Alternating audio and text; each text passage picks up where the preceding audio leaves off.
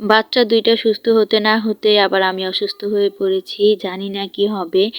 আসলে এরকম একটা পরিস্থিতি, এরকম ঠান্ডা গরমের মধ্যে সবাই কিন্তু কম বেশি অসুস্থ হয়ে যাচ্ছে। আসসালামু আলাইকুম, কেমন আছেন সবাই? ওই যে প্রথমেই তো বললাম, বাচ্চারা সুস্থ হতে না হতেই কিন্তু আমি অসুস্থ হয়ে পড়েছি। আমার ছোট মেয়ের কিন্তু এখন পর্যন্ত ঠান্ডা যায়নি, আর সেই সাথে আমার বড় মেয়ের কিন্তু অনেক বেশি কাশি, সেটাও কিন্তু এখন পর্যন্ত সারেনি। কি আর করব, এরই মধ্যে কিন্তু আমিও অসুস্থ হয়ে পড়েছি। কথা বলতেছি এটাতেই কিন্তু আপনারা বুঝতে পারতেছেন যে আমার অনেক বেশি ঠান্ডা লেগে গিয়েছে, আর আমি অনেক বেশি সিক। সেই দিন তো অবস্থা অনেক বেশি খারাপ হয়ে গিয়েছিল। প্রায় 8টার পরে আমাকে হসপিটালে যেতে হচ্ছিল, মানে হয়েছিল আর কি। যেটাই বলি না কেন, কি আর করবো, আল্লাহ পাক অসুস্থ দিয়েছে, আর আল্লাহ পাক যাকে যত বেশি ভালোবাসে তাকে কিন্তু তত বেশি অসুখ দেয়, মানে তাকে তত বেশি অসুস্থ করে থাকে, এটাই হচ্ছে স্বাভাবিক।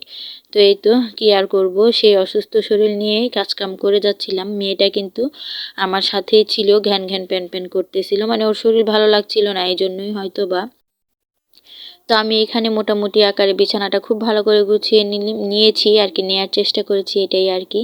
কি আর করব বলেন, শরীরটা যেহেতু ভালো না সেহেতু কিন্তু ওরকমভাবে কোনো কাজকর্ম করতে পারি না।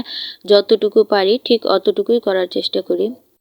এদিকে হচ্ছে বিছানাটা ভালো করে গুছিয়ে নেওয়ার পর আমি জানালা দুটো খুলে দিচ্ছিলাম। জানালা দুটো খুলে দিয়ে তারপর চলে এসেছিলাম খাবারের ঘরে, মানে খাবারের ঘর বলতে বারান্দায়।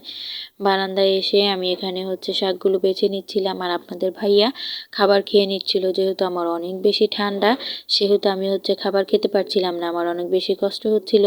তাই ভাবলাম যে আমি শাকগুলো বেছে নিই, আপনাদের ভাইয়া খাবার খেয়ে নিই, যখন আবার খাবার খেতে ইচ্ছে করবে তখন আবার খেয়ে নিব, এরকম আর কি ইচ্ছে ছিল।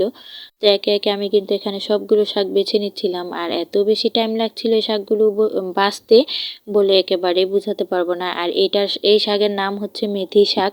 এই মেথি শাকটা না আমার অনেক বেশি পছন্দ, জানি না কারা কেমনভাবে খান বা খান কিনা, তবে আমি কিন্তু অনেক বেশি পছন্দ করে খাই। আর এদিকে আমার ছোট্ট মেয়ে, সে তো ঘুমিয়েছিল, ঘুম থেকে উঠে পড়েছে, আর এদিকে খেলা করতেছিল। আজকের ভিডিওটা এখানেই শেষ করে দেবো। আল্লাহ হাফেজ।